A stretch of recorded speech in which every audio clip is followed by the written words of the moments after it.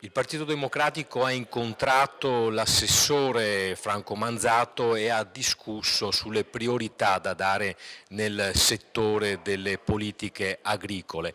Quali sono i punti centrali di una nuova programmazione anche nel territorio bellunese?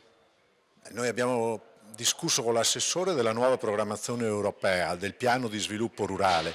Abbiamo chiesto all'assessore di ridurre le misure, erano 79 se non ricordo male l'altra volta, è assurdo avere una dispersione di questo tipo, gli abbiamo chiesto di concentrarle, di avere una visione territoriale e quindi di prevedere un sottoprogramma montagna.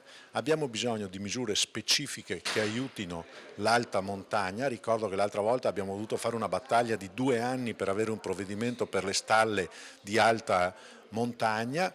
Gli abbiamo chiesto di potenziare l'attività dei GAL perché i GAL possono diventare il momento in cui si costruisce un coordinamento, una visione di carattere territoriale e non settoriale della programmazione europea. Gli abbiamo chiesto di garantire disponibilità di risorse per l'assistenza tecnica nel prossimo bilancio della Regione, ma soprattutto gli abbiamo chiesto di aprire un confronto vero con tutti i territori per far sì che gli soldi che arrivano dall'Europa siano utilizzati in maniera efficace.